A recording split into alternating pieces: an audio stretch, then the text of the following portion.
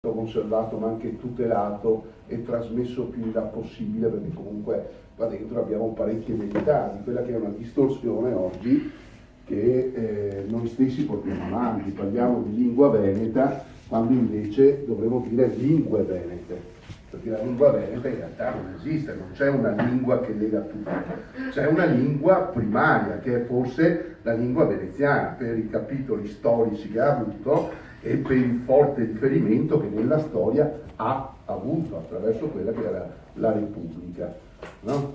Non so parlare turco, parla in melesiano la chi te capisse, no? Era la lingua che concedeva il dialogo con gli estremi del mondo che all'epoca si conoscevano, no? Ecco. Quindi dialetto veneziano, è corretto?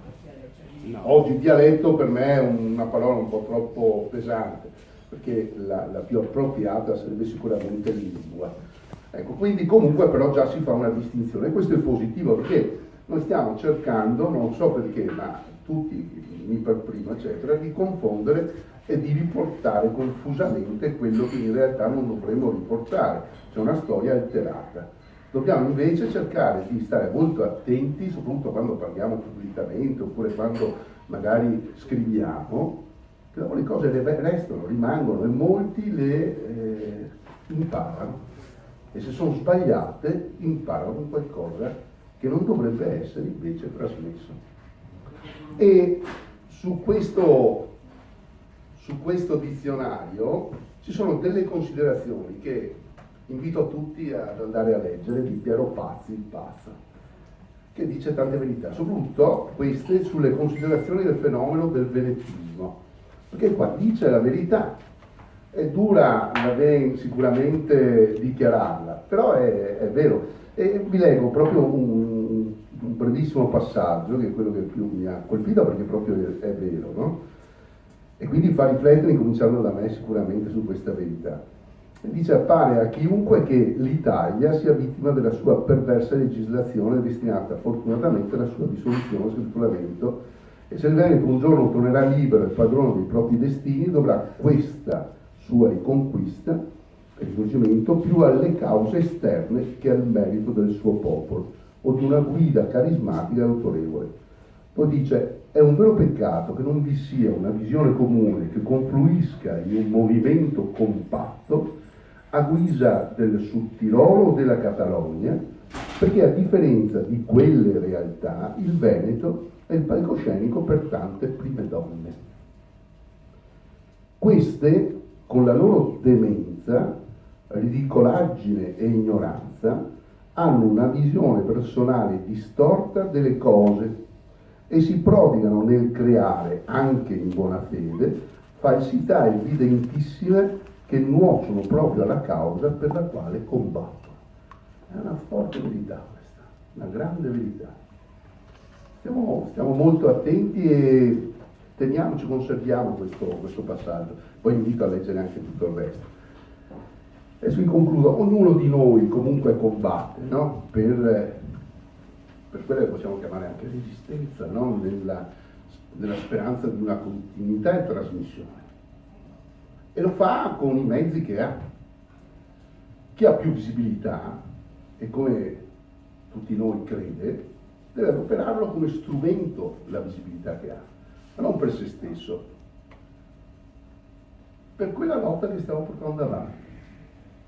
Quindi ognuno nel suo deve contribuire, ma non dobbiamo dimenticarci, là Piero parlava delle prime donne, che non dobbiamo trasformarci in prime donne, perché siamo un componente, ognuno di noi, di una grande famiglia. Il termine famiglia è il termine che oggi dovrebbe veramente comprendere i veneti. Quindi io posso anche magari riconoscerti antipatico come persona, ma sei un veneto e da chi ti attacca, comunque sia, io ti difendo.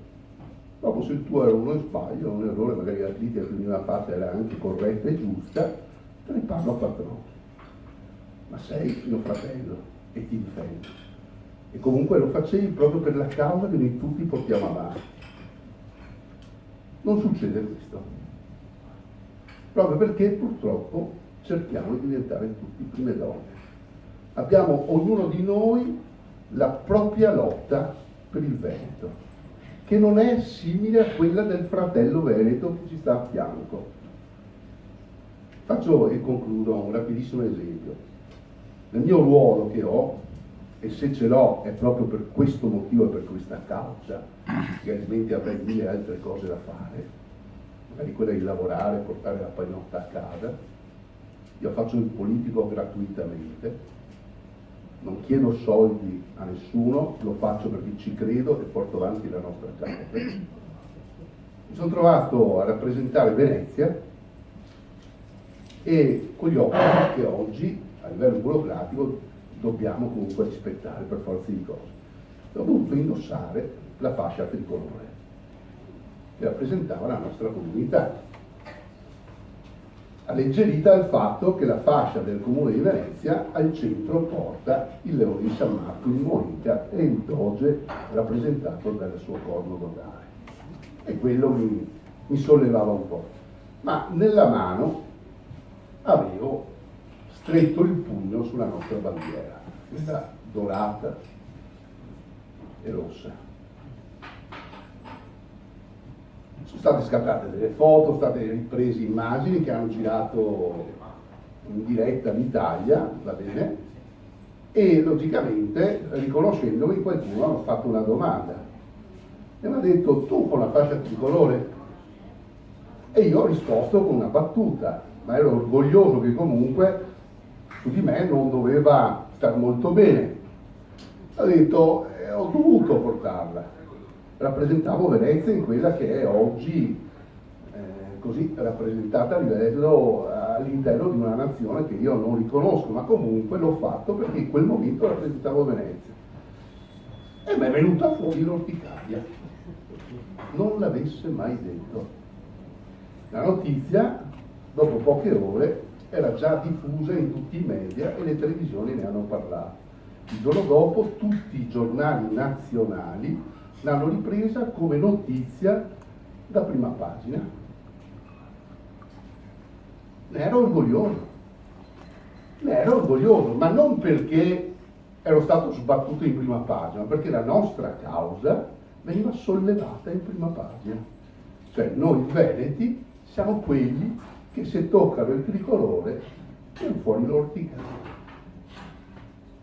E concludo con la parte negativa.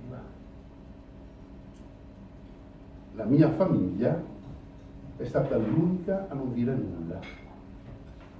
Io ho dovuto, un grande amico che sicuramente mi ha sostenuto, non personalmente, ha sostenuto quello che era il segnale che avevo dato. Renzo Fogliatta, che ha fatto una ringa pubblica emozionante a sostegno di quella causa, e di Raisa Venete, che ha pubblicato un articolo intitolato Abbiamo tutti l'orticaria. Oltre a questi due soggetti, purtroppo, gli altri inesistenti. Era un momento prezioso su cui sfruttarne la ridondanza nazionale e dire cosa eravamo noi. E invece, quella che è stata la mia sensazione, addetta dalle altre prime donne, che mi hanno visto in quell'occasione prima donna, ha detto: Pescerangia, uno de manco. Ecco, dobbiamo cancellare questo comportamento perché altrimenti non andiamo da nessuna parte. Ha ragione Piero Pazzi, non è pazzo, ha ragione, perché lui a distanza sa comunque valutare quello che è uno stato, diciamo, di reazione che ci sta portando distanti da quello che è l'obiettivo che invece noi tutti cerchiamo. Ritorniamo ad essere famiglia, proteggiamoci e proteggiamo soprattutto chi si espone per il ruolo che ha più degli altri, perché è più prezioso da sostenere per la nostra causa. Grazie. Viva San Marco.